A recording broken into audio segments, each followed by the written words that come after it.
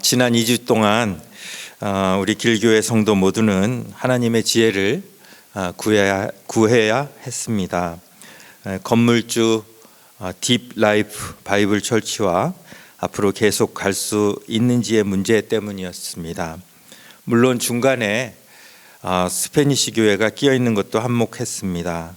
그들과의 문화적 차이 때문에 힘들었던 경험이 이미 있었기 때문에 우선은 스페니시 교회와 어떻게 공존해야 할지가 걱정되었습니다. 그런데 알고 보니 아프리카 사람들과는 더 큰 문화 차이가 있음을 인지하면서 제 마음이 혼란스러워졌습니다. 우리가 생각하는 합리적인 부분을 다 내려놓지 않으면 앞으로 좋은 관계를 유지해 나가기 쉽지 않겠다라는 생각이 들었었습니다. 사실 답은 정해져 있습니다. 그리스도의 사랑으로 그들을 포용하고 그들이 원하는 대로 해주는 것입니다. 하지만 그들의 요구가 합리적이지 않았고 또 선을 넘는다는 생각이 들면서 하나님의 뜻보다는 현재의 상황이 눈에 더 들어오기 시작했습니다. 스페니시 교회의 멤버 한 사람이라도 잃지 않아야 하기 때문에 우리 예배 시간을 10시로 옮기고 또 친교도 지하실로 내려가서 하라는 요구에 그렇게 한 영혼이 걱정된다면 왜 자기들은 스페니시 교회와 장소 공유를 못하는가? 오히려 훨씬 넓은 본당을 공유하는 것이 쉬울 텐데 왜 우리에게 그 책임을 떠넘기려고 하는가? 그들의 속내를 알고 나서 절대 물러서면 안 될 것 같은 마음이 들었었습니다.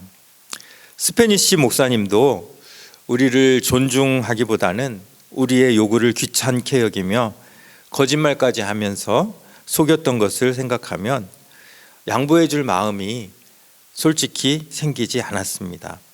더구나 이 예배실에 앞으로 음식이나 음료 반입도 금하고 커피도 현관에서만 허락하고 싶다는 이 왈리 목사님이 얘기를 하시는 옆에서 오른손을 들고 마치 승리를 환호하는 듯한 이 세군도 목사님의 제스처를 보면서 저는 감정이 상할 수밖에 없었습니다.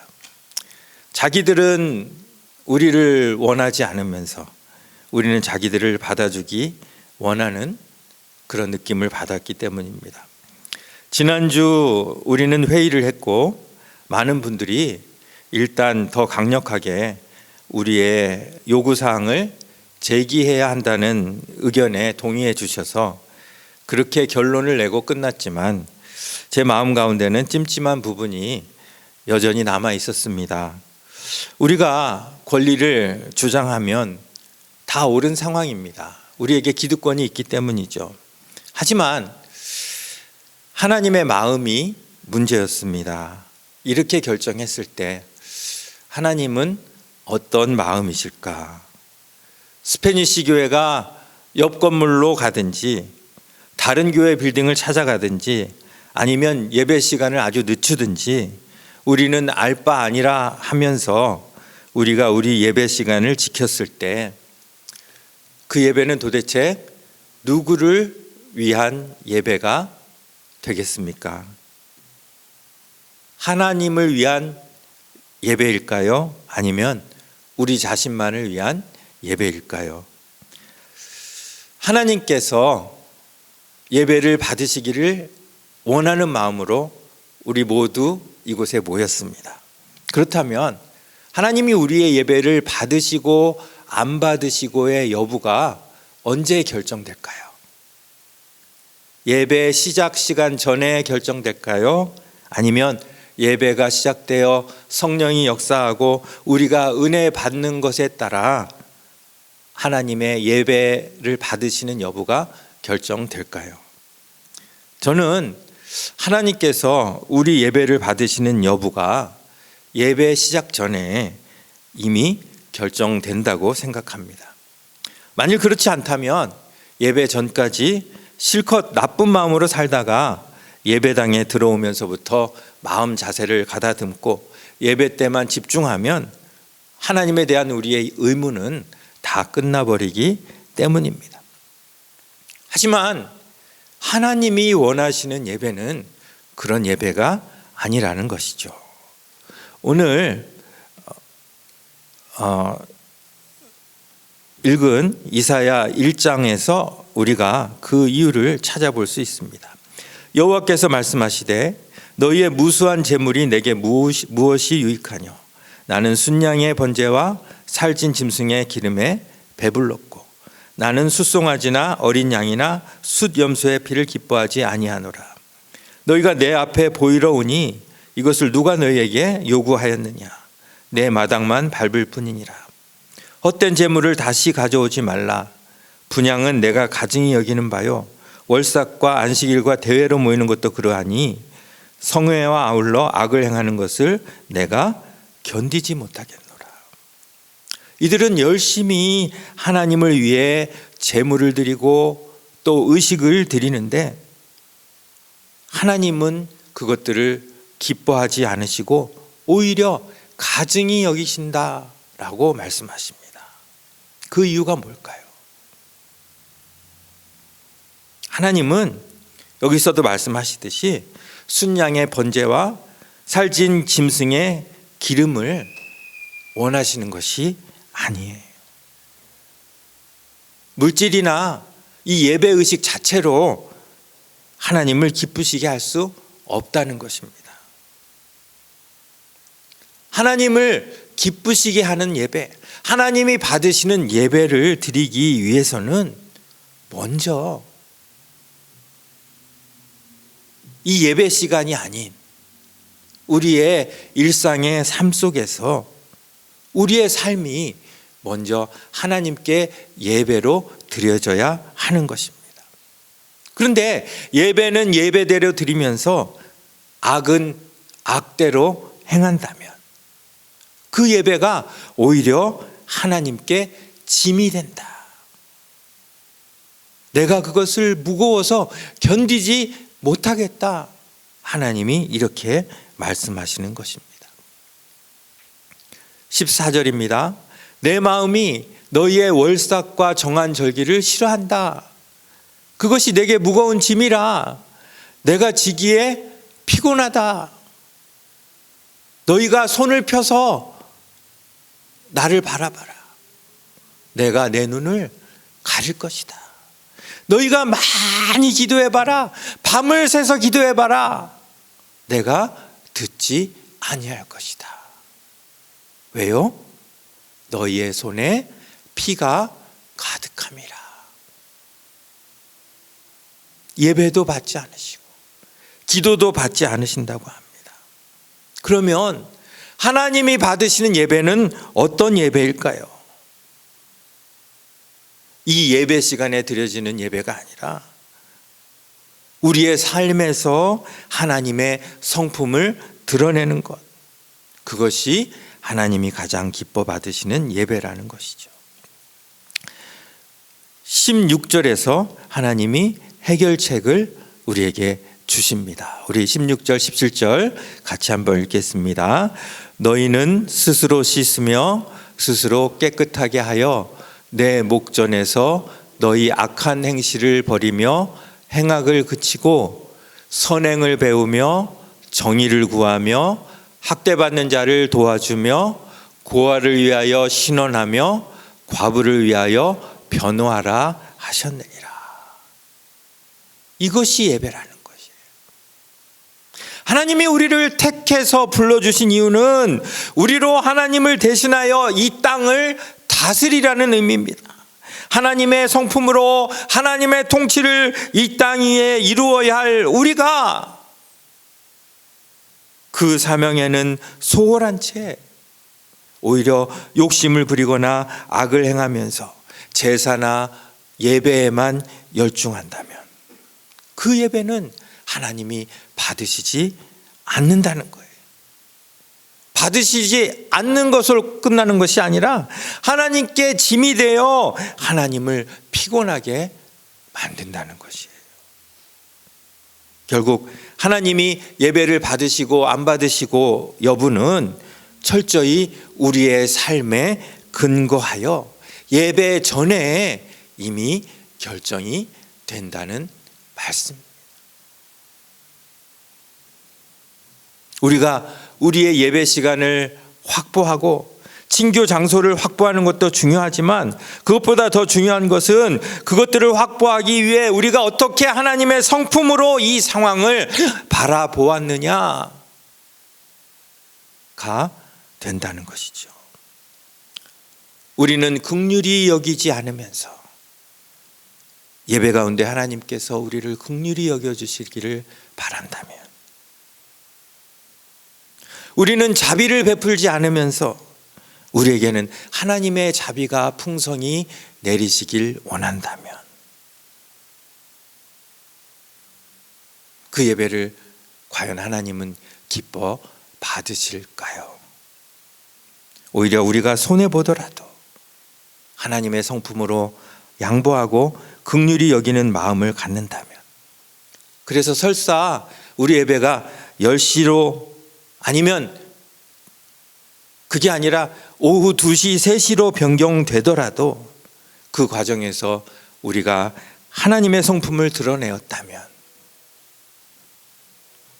그 예배는 이미 하나님이 받으시는 예배로 확정된 것이 아닐까요?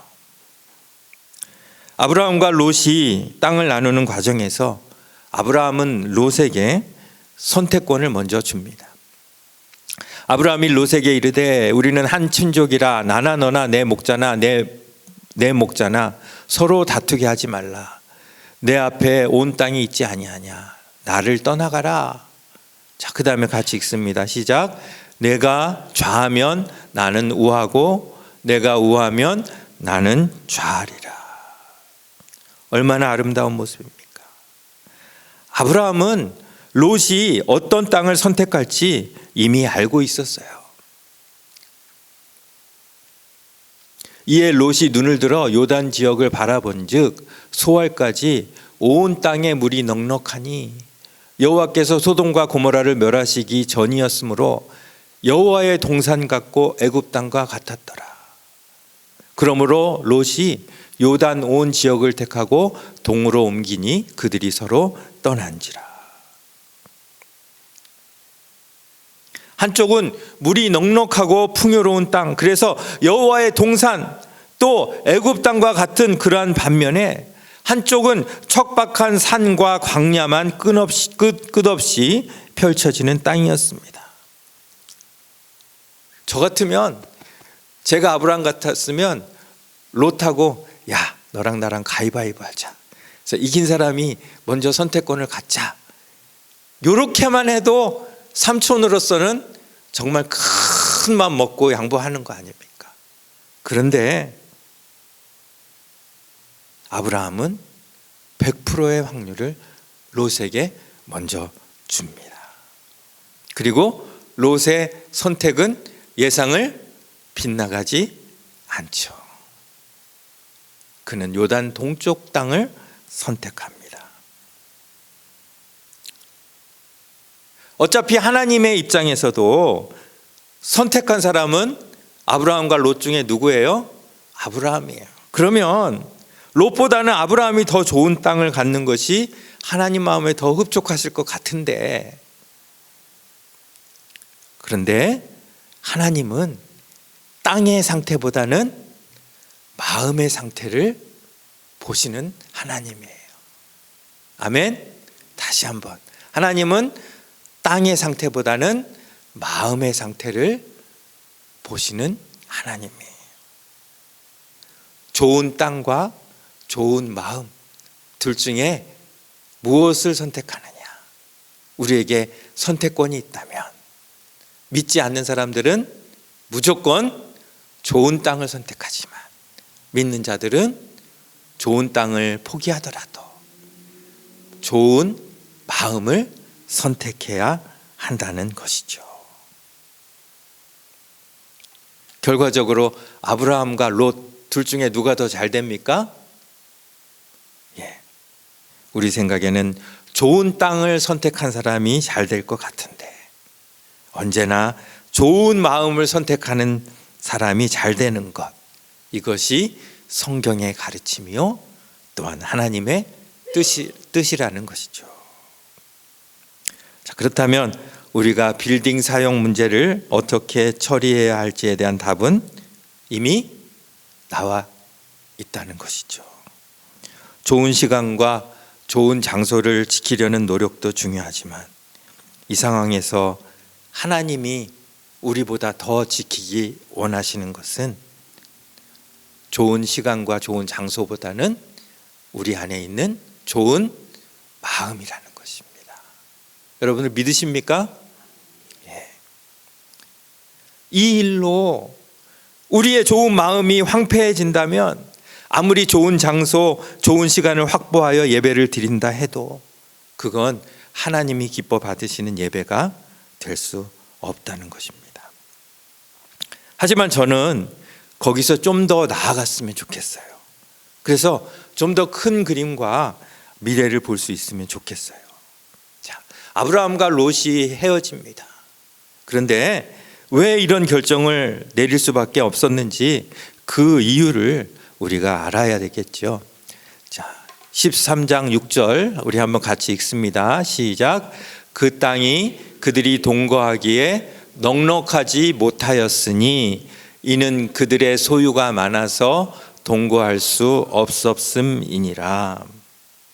우리는 아브라함이 양보한 사실에만 집중하기 쉽지만 아브라함이 양보할 수밖에 없었던 이유를 지나치면 안 되죠. 그 이유는 그 땅이 그들이 동거하기에 넉넉하지 못했기 때문이에요. 왜요? 둘만 있으면 충분히 괜찮은데 그들의 소유가 많았기 때문이에요. 지금 우리가 마주한 상황과 비슷합니다. 지금 스페니시 교회와 우리가 동거하기에는 이 공간과 이 시간이 사실은 넉넉하지가 못합니다. 그렇다면 이 상황은 우리 길교회의 앞날에 매우 중요한 순간이 될 수 있다는 것이죠.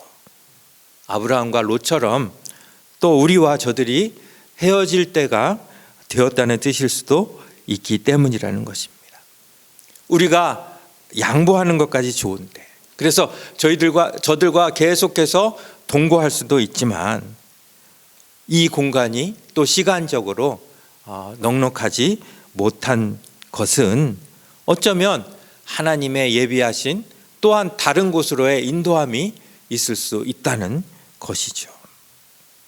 하지만 어쨌든 이곳에 머무느냐 아니면 또 다른 곳으로 가느냐, 그것은 전적으로 하나님의 인도하심에 달린 일이고, 우리에게 중요한 것은 무엇입니까? 이 상황에서 우리가 무엇을 잃지 않는 것? 좋은 마음, 하나님의 마음을 잃지 않는 것입니다. 마지못해 들어주는 그러한 차원이 아니라 하나님이 우리에게 주신 기회라고 생각하고 좋은 마음으로 그들에게 우리의 선함을 나타낸다면 어떤 결과를 얻든 그것으로 우리는 할 수 있는 일을 다 한 것이 될 것입니다. 여러분, 여리고 도상에서 강도 만난 자 아시죠? 그 강도 만난 자를 지나친 사람이 누굽니까? 제사장과 레위인이에요. 이 사람들은 누굽니까? 예배를 관장하는 자예요. 그런데 그들은 하나님의 성품으로 도울 수 있는 가장 좋은 기회를 놓쳤어요. 그들은 예배를 준비하는 일이 바빠서 강도 만난 자를 미처 돕지 못하고 지나쳤을 수 있어요.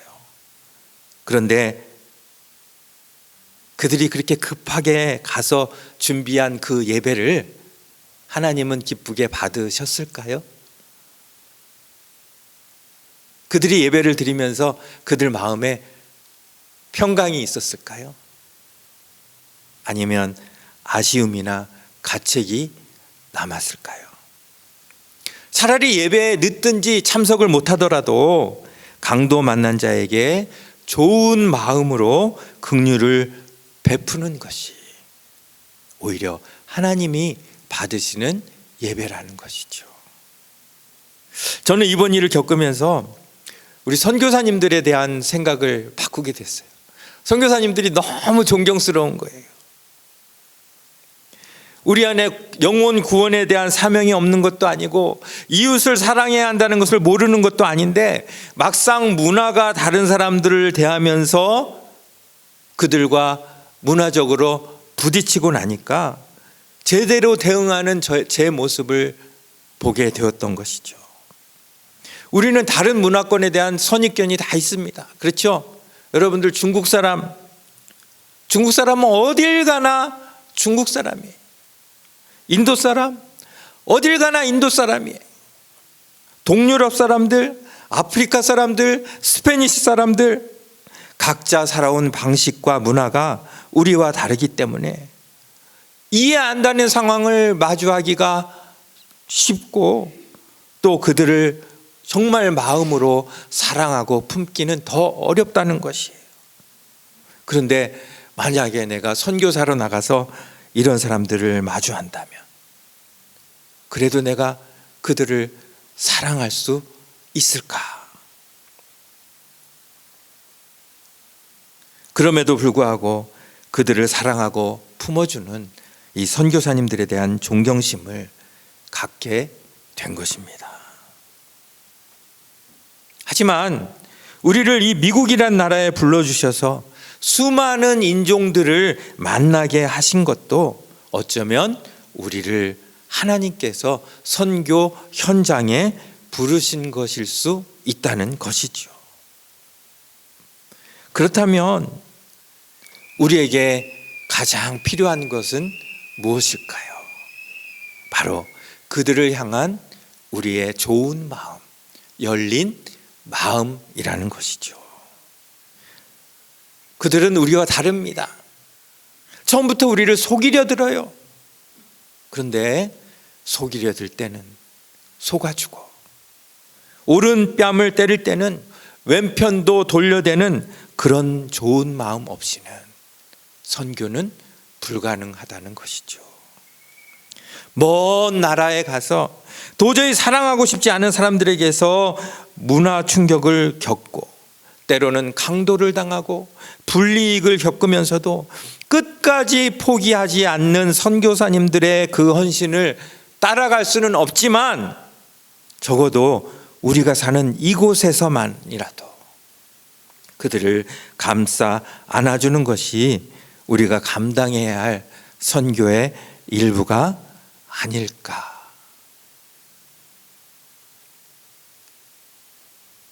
하나님께서 이번 일을 통해서 저에게 주신 마음입니다.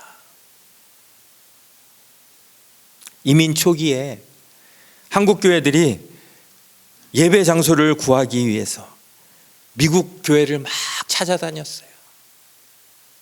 그때 미국 사람들이 한국 사람에게 느끼던 것이 지금 우리가 다른 민족에게 느끼는 것과 크게 다르지 않을 것 같아요. 근데 우리를 참아주고 포용해준 미국 교회가 있었기에 지금 우리가 이 땅에서 이렇게 정착하고 하나님을 예배할 수 있는 것이 아닐까요? This is our turn. 지금은 우리의 차례입니다. 우리가 받은 대로, 하나님께 받은 대로, 미국 교회에 받은 대로 우리가 돌려줘야 우리의 예배는 하나님이 받으시는 예배가 될 것이고 우리 교회 가운데 사람의 뜻보다는 하나님의 뜻이 서고 하나님이 직접 일하시는 길교회로 서게 될 줄 믿습니다. 제가 이렇게 말씀드리더라도 성도 가운데 한 사람이라도 원치 않는다면 저는 한 걸음도 앞으로 나아갈 수 없을 것입니다. 하나님께서 우리 모두에게 한 마음을 주시고 한 목소리를 주셔서 이 상황에서 사람이나 상황보다는 하나님을 바라보고 하나님을 드러내는 기회가 될 수 있기를 간절히 바랍니다. 기도하겠습니다.